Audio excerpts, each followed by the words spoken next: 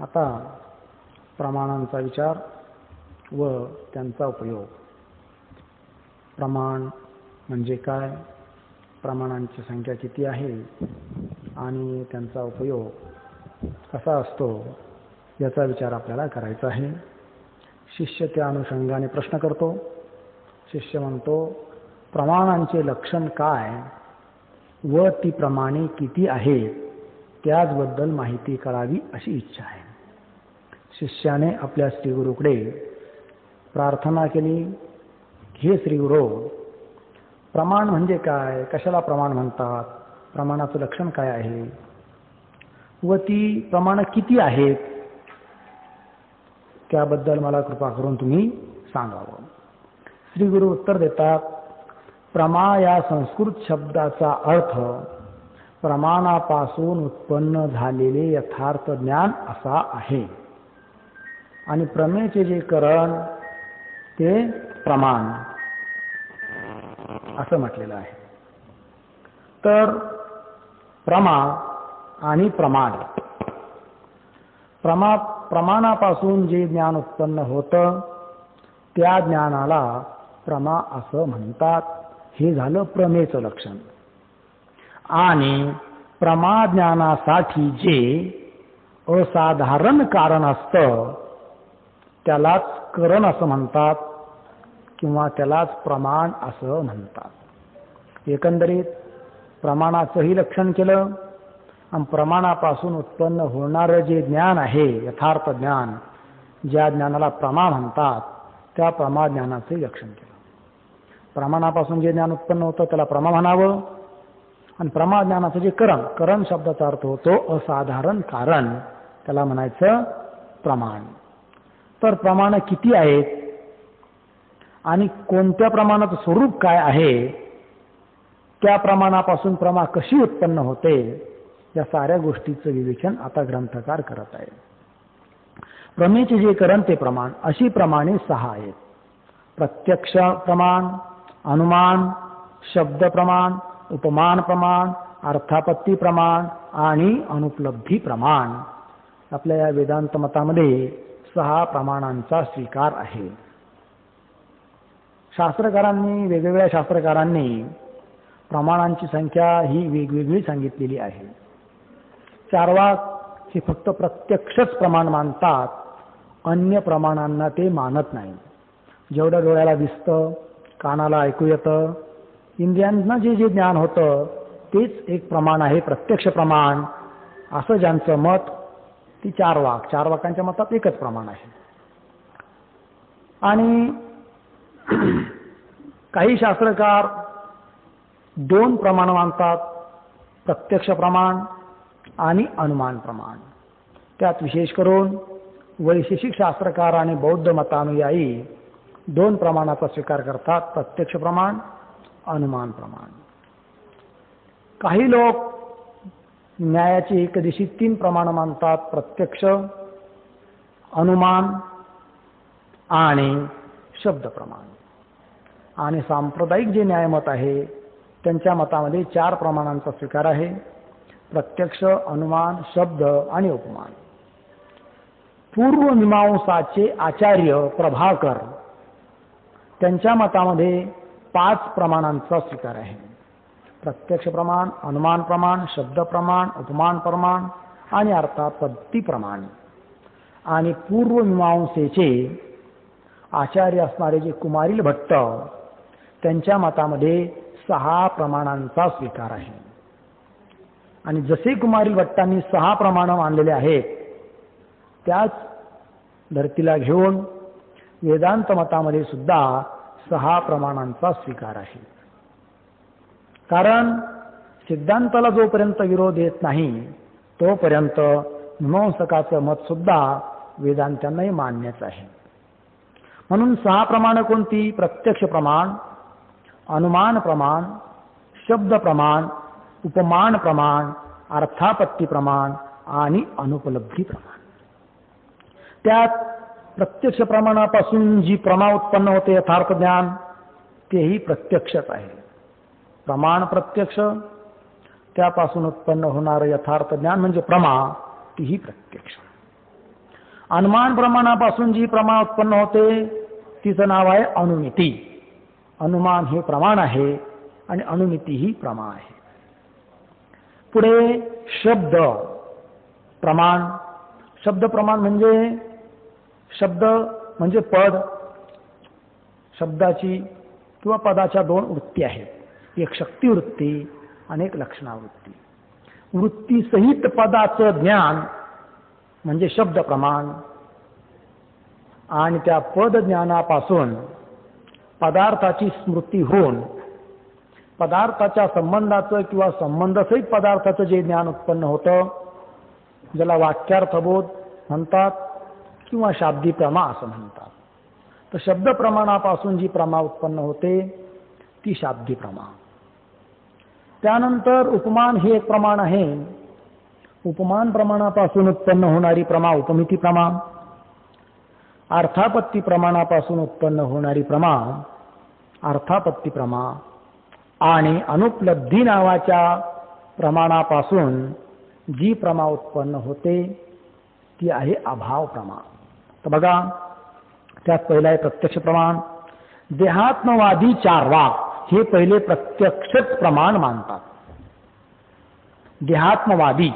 देहात्मवादी म्हणजे त्यांच्या मतामध्ये देहच आत्मा आहे.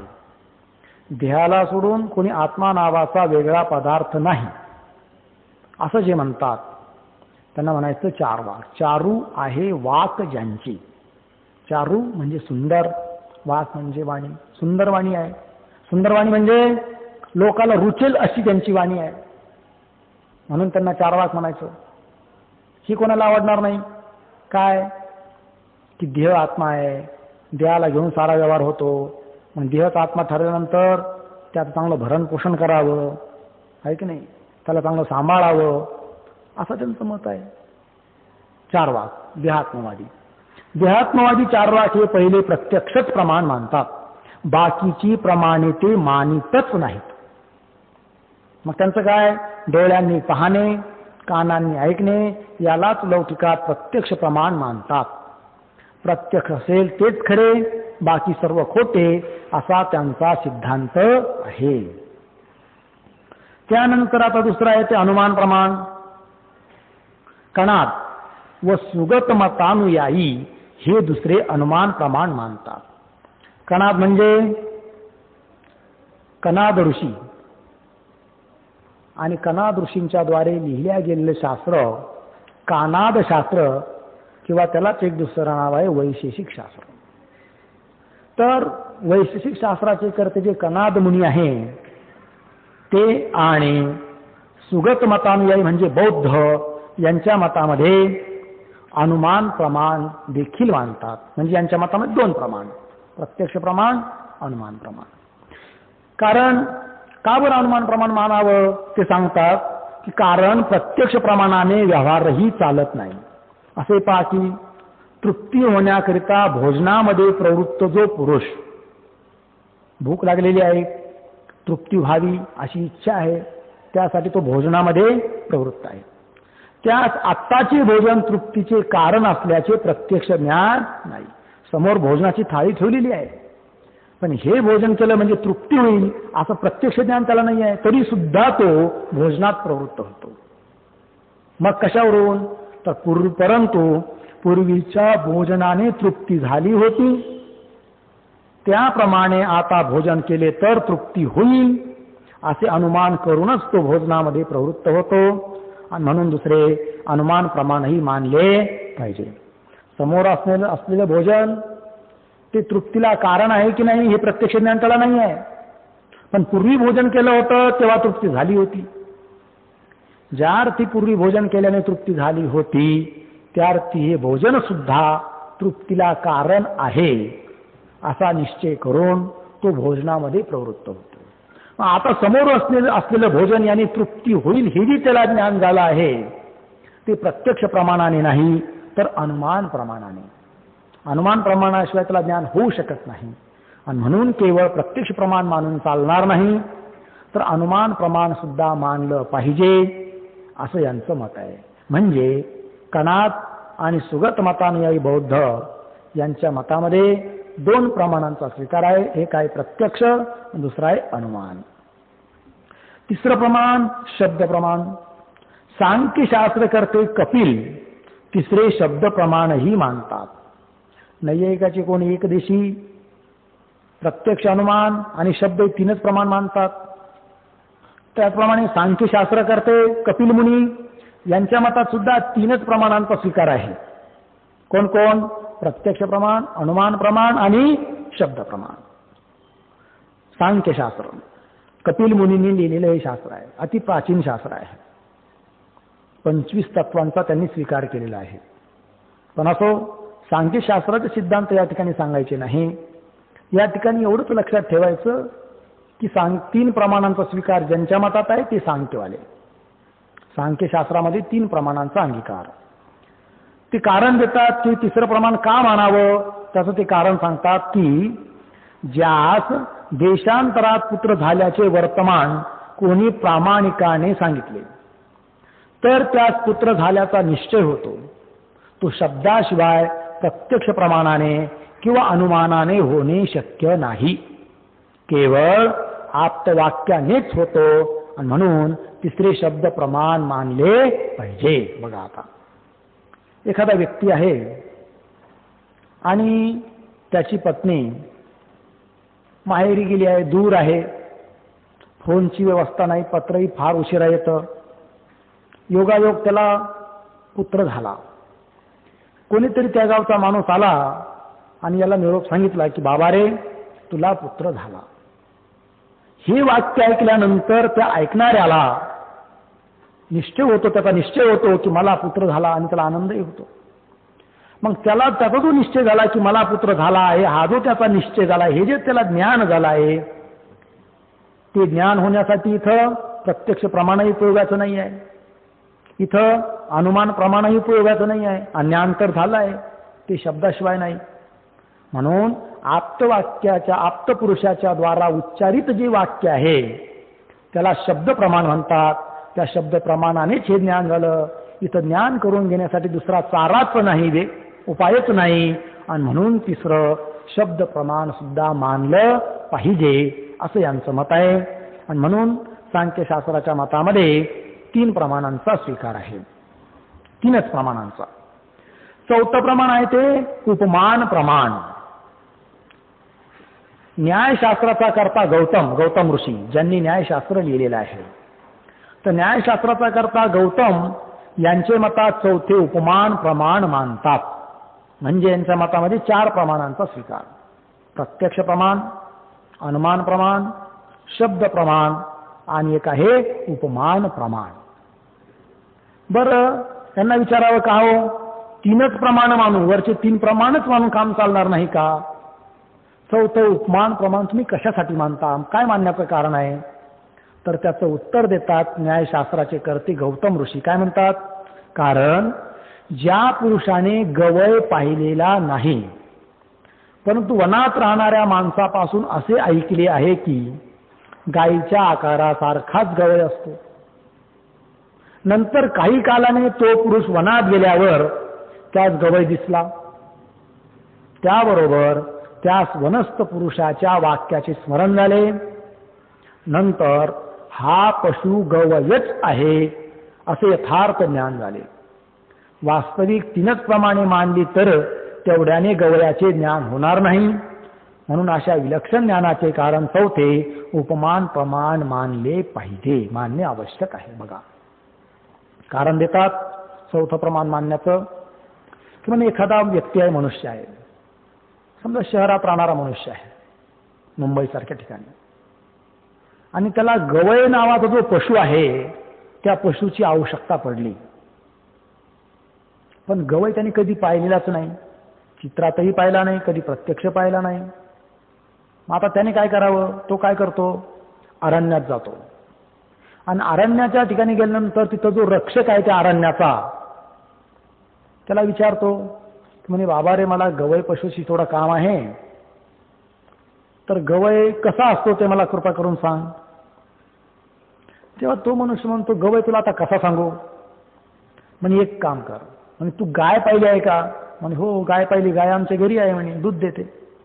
बर, गाय जर पाहिली आहे तर या वनात तू जा, अनेक पशूंना बघ, त्या अनेक पशुपैकी गायीच्या आकाराचा, गायी सारखाच एखादा पशु जर तुझ्या दृष्टीस पडला तर तो पशु गवय आहे असं समज. म्हणजे गायी सारखा गवय आहे असं वाक्य त्याने त्या पुरुषाकडून ऐकलं आणि त्याचा निश्चय झाला की गवय हा गायी सारखा असतो.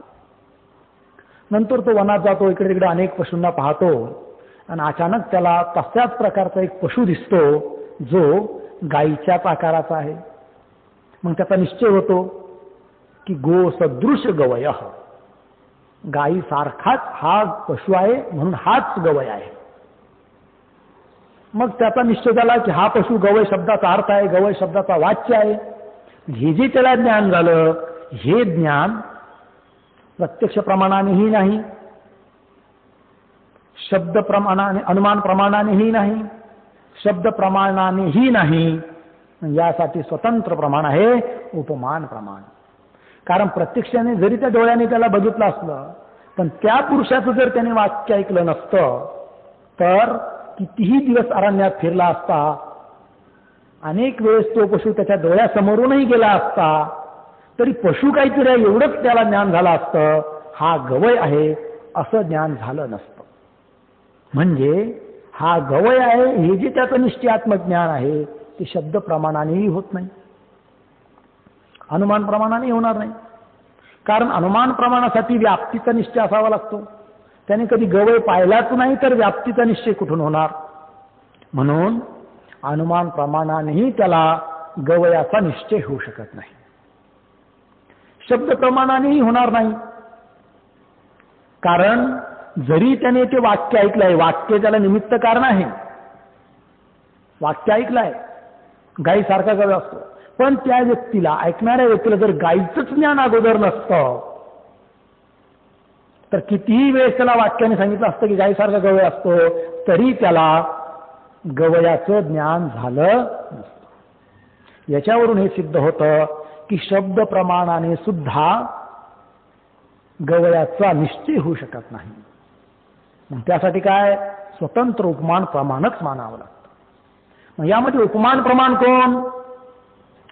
गवय हा गायीसारखा असतो, गायीच्या ठिकाणी गवय सादृश्यतेचं ज्ञान हे उपमान प्रमाण आणि गवयाच्या ठिकाणी गो सादृश्यतेचं ज्ञान हे झालं उपमिती प्रमाण.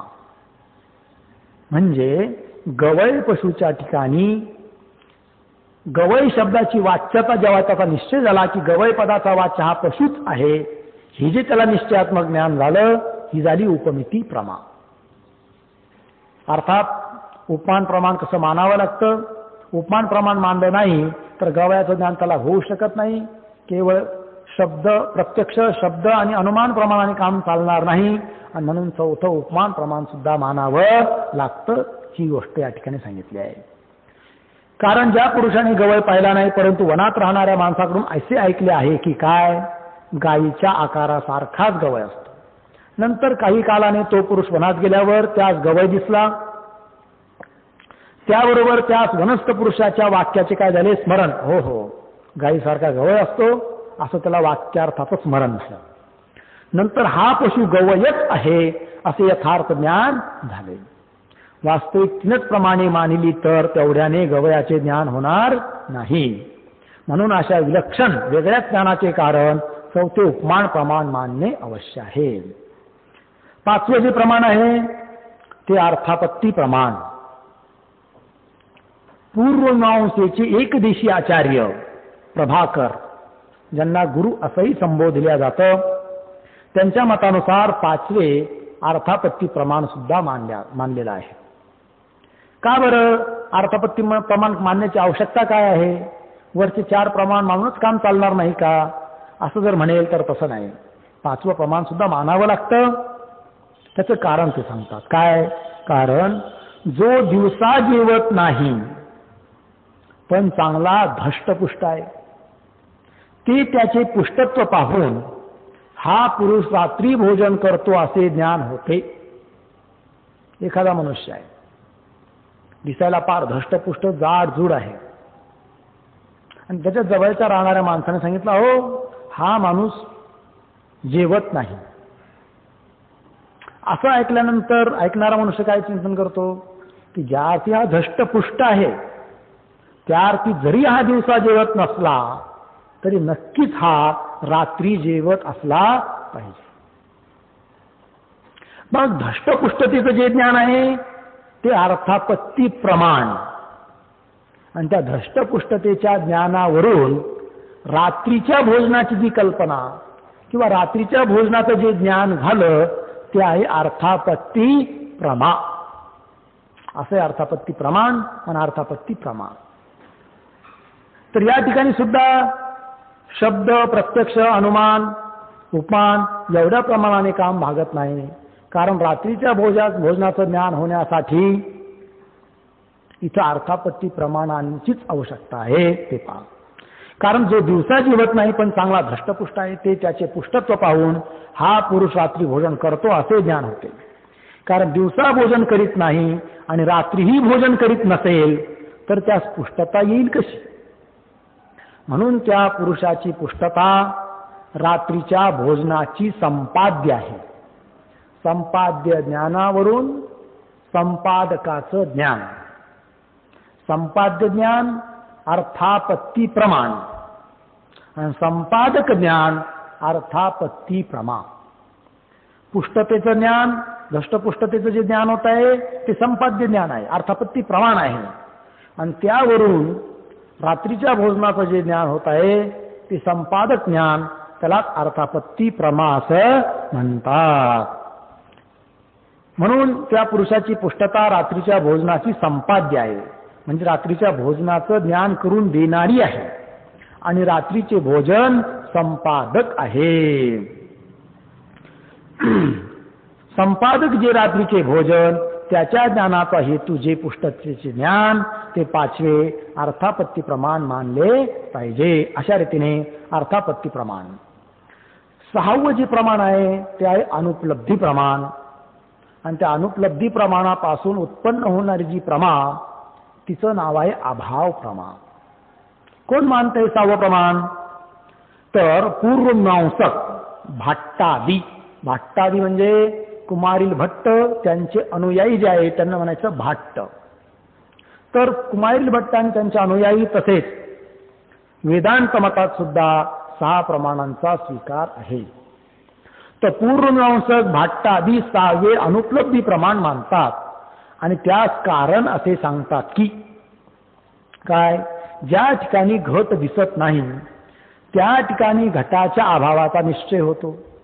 समोर घट असेल तर इथं घट आहे असं ज्ञान होतं.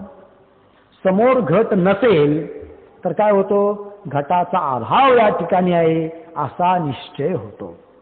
त्या ठिकाणी घटाच्या अभावाचा निश्चय होतो, म्हणजे घटाभावाचे ज्ञान होते. घटाच्या अभावाचं काय होतं, ज्ञान होतं. त्या अभावाच्या ज्ञानात घटाची अनुपलब्धी हे कारण आहे. म्हणजे अभावाचं ज्ञान का झालं, या ठिकाणी घटाचा अभाव आहे, हा जो घटाच्या अभावाचा निश्चय झाला, ज्ञान झालाय, त्याला कारण आहे अनुपलब्धी प्रमाण.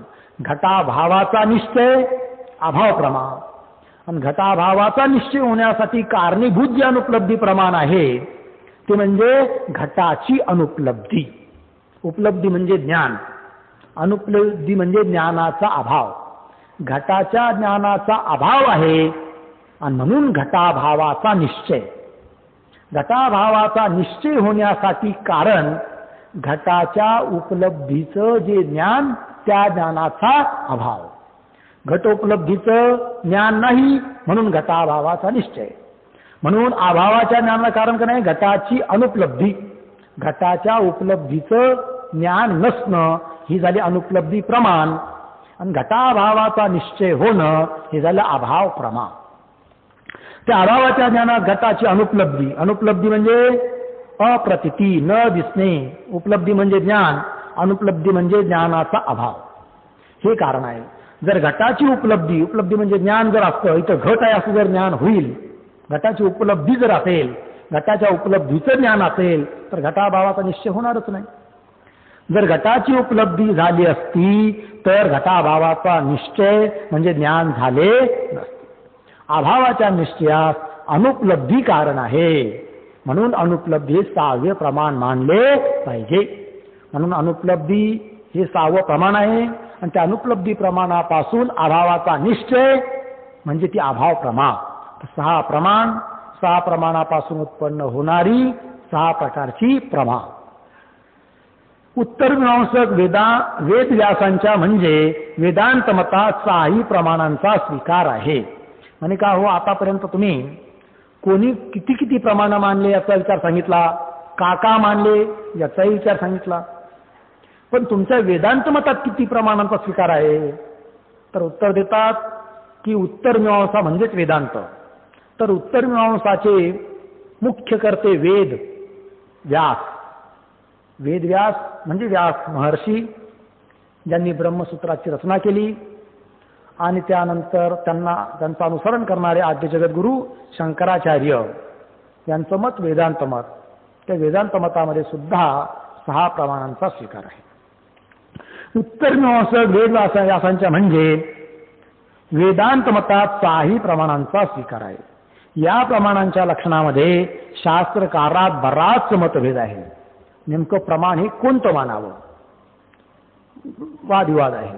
त्याचा फार विस्तार होईल, म्हणून प्रमाणाचे सामान्य स्वरूप व त्यांची लक्षणे या ठिकाणी सांगितलेली आहेत. सामान्य विचार करणाऱ्या लोकांस असे वाटते की, साधारण लोकांना असं वाटतं, काय वाटतं की प्रत्यक्ष व अनुमान ही 2च प्रमाणे मानणे योग्य आहे. प्रत्यक्ष प्रमाण, अनुमान प्रमाण. बाकीची जी प्रमाण आहे, शब्द प्रमाण, उपमान प्रमाण वगैरे, त्यांना मानण्याची गरज नाही असं सहजासहजी सरळ लोकांना वाटत असतं. पण तसं नाही, 6ही प्रमाणांची आवश्यकता आहे. सामान्य विचार करणाऱ्या लोकांस असे वाटते की प्रत्यक्ष व अनुमान ही 2च प्रमाणे मानणे योग्य आहे. बाकीच्या काही प्रमाणांचा अनुमानात अंतर्भाव होईल व काहींची जरुरीच नाही असं वाटतं. परंतु ही 6ही प्रमाणे मानणे कसे आवश्यक आहे याचा विशेष विचार वृत्ती प्रभाकर या ग्रंथात पंडित निश्चलदासजींनीच लिहिलेला आहे. बघा, विचारसागर हा जसा एक ग्रंथ आहे, तसा वृत्ती प्रभाकर हाही एक ग्रंथ आहे. आणि दोन्ही ग्रंथाचे कर्ते पंडित निश्चलदासजी आहे. पण विचारसागर अगदी सरळ भाषेत लिहिलेला आहे. वेदांताच्या सर्वसाधारण प्रक्रियांचं ज्ञान सामान्य जिज्ञासूलाही व्हावं, ज्ञान होऊन त्यालाही मोक्ष मिळावा अशी दयाभावना ठेवून पंडित निश्चलदासजींनी विचारसागर ग्रंथ लिहिलेला आहे. परंतु ज्यांच्याकडे बुद्धी आहे, ज्यांना जास्त शंका कुशंका येतात, तर्क करण्याचं सामर्थ्य आहे, त्यांच्यासाठी अजून एक ग्रंथ लिहिला आहे आणि तो म्हणजे वृत्ती प्रभाकर. म्हणून ज्या कुणाला या ग्रंथामध्ये काही शंका राहत असतील त्याने वृत्ती प्रभाकर नावाचा जो ग्रंथ आहे तो शिकला पाहिजे. त्या ग्रंथामध्ये 8 प्रकरणं आहेत. त्यापैकी 6 पहिल्या प्रकरणामध्ये प्रत्येक प्रमाणाचा विचार केलेला आहे. एका प्रमाणासाठी एक प्रकरण त्यांनी खर्ची केलेलं आहे. मग 6ही प्रमाणाचं स्वरूप काय आहे, कोणी काय काय स्वरूप मांडलेलं आहे, पुन्हा 6ही प्रमाण मांडण्याची आवश्यकता काय आहे, हा सारा विचार वृत्ती प्रभाकर नावाच्या ग्रंथात आहे. हा सुंदर ग्रंथ आहे, अवश्य शिकलंच पाहिजे. त्याचा विशेष विचार वृत्ती प्रभाकर या ग्रंथात पंडित निश्चलदासजींनीच लिहिलेला आहे. तो ग्रंथ पाहिला असता वरील शंका निवृत्त होईल. लौकिक व्यवहारात जसा 6ही प्रमाणांचा उपयोग आहे, त्याचप्रमाणे जीव ब्रह्मैक्य ज्ञान उत्पन्न होण्यास जरी केवळ शब्द प्रमाण कारण आहे, तरी बाकीच्या प्रमाणांचा या ज्ञानाची दृढता करण्याकरिता उपयोग आहे. बघा, सामान्य व्यवहारामध्ये 6ही प्रमाणांचा उपयोग आहे. त्याप्रमाणे वेदांत प्रतिपाद्य जे जीवब्रह्मैक्य ज्ञान आहे ते उत्पन्न होण्यासाठी वेदांताच्या प्रक्रियेनुसार केवळ शब्द प्रमाण हेच एक उपयोगाचं आहे. तत्त्वमसी इत्यादी महावाक्याच्या श्रवणापासून जीवब्रह्मैक्य ज्ञान उत्पन्न होतं. ते जीवब्रह्मैक्य ज्ञान उत्पन्न होण्यासाठी शब्द प्रमाण कारण आहे. जरी केवळ शब्द प्रमाण कारण असलं तरी त्या अर्थाचा निश्चय होण्यासाठी किंवा त्या उत्पन्न झालेल्या ज्ञानामध्ये दृढता पक्केपणा येण्यासाठी बाकीच्या प्रमाणांचा उपयोग आहे. आणि म्हणून वेदांत मतामध्ये सुद्धा काही प्रमाणांचा स्वीकार केलेला आहे. जीव ब्रह्मैक्य जर इंद्रिय गोचर प्रत्यक्ष असते तर वेदवाक्यांची जरुरीच राहिली नसती.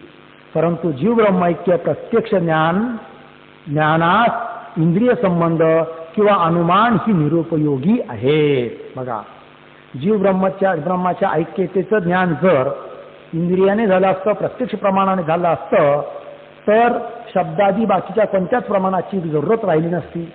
वेदवाक्याची किंवा शब्द प्रमाणाचा काही उपयोगच झाला नसता. पण जीव ब्रह्मैक्य ज्ञान हे प्रत्यक्ष प्रमाणाने होत नाही आणि म्हणून त्यासाठी शब्द प्रमाणाची जरुरी आहे. जीव ब्रह्मैक्य जर इंद्रिय गोचर म्हणजे इंद्रियाने झालं असतं, प्रत्यक्ष असते, तर वेदवाक्यांची जरुरीच राहिली नसती. परंतु जीव ब्रह्मैक्य प्रत्यक्ष ज्ञानात इंद्रिय संबंध किंवा अनुमानादी या कोणत्याच प्रमाणाचा उपयोग नाही. त्यासाठी सारी प्रमाणं निरुपयोगी आहेत. म्हणून अपौरुषे ज्ञान राशी जो वेद कसा आहे? ज्ञान राशी, ज्ञानाचं भांडार आहे. पुन्हा कसा आहे? अपौरुष आहे. कोणत्याही पुरुषाच्या द्वारा वेद लिहिलेला नाही. वेद हा अनादी आहे. प्रत्येक सर्गामध्ये फक्त ईश्वर काय करतो? मागच्या सर्गामध्ये वेदाची जशी अनुपूर्वी होती तशीच अनुपूर्वी ईश्वर फक्त त्या नवीन सर्गामध्ये प्रगट करीतो. आणि ती प्रगट करत असताना सुद्धा त्याला सायास करावे लागत नाही. ज्याप्रमाणे आपले श्वासोश्वास सहज चालतात त्याप्रमाणे ईश्वर मागच्या सर्गातले वेद सहज रीतीने या सर्गात प्रगट करतो. परंतु वेद हे अनादी आहेत. म्हणून सहज श्वासोश्वासाप्रमाणे ईश्वर वेदांना प्रगट करत असल्यामुळे म्हटलं जातं की ईश्वराच्या श्वासोश्वासापासून वेद झाले. पण ते म्हणण्याचं तात्पर्य हेच आहे की श्वासोश्वास घेण्यासाठी जसं कष्ट करावे लागत नाही, सहज क्रिया घडते, त्याप्रमाणे मागच्या सर्गातून या सर्गात वेद आणण्यासाठी ईश्वराला सुद्धा काही विशेष प्रयत्न करावे लागत नाही, सहज तो आणतो.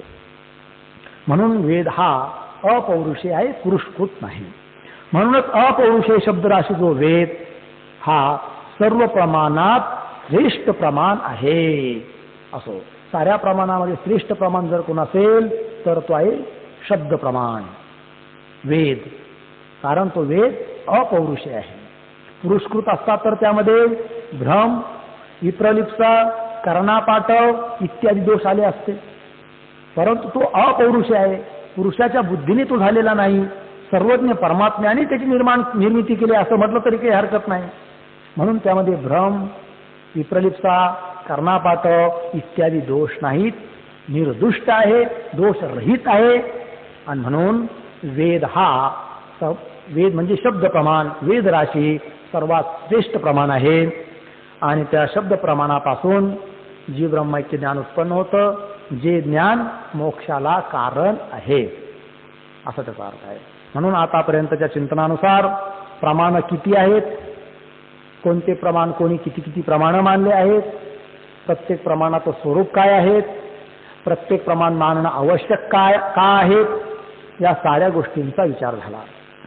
आता त्या प्रमाणापासून उत्पन्न होणारे जे ज्ञान आहे, ज्या ज्ञानाला प्रमाज्ञान असं म्हणतात, त्या प्रमाज्ञानाचं लक्षण काय आहे आणि त्या प्रमाज्ञानाची सिद्धी कशी केल्या जाते याचा विचार आपल्याला करायचा आहे. पण त्यासाठी आता पुढचं 41 नंबरचं हेडिंग आहे, त्याचा विचार आपण उद्या करू.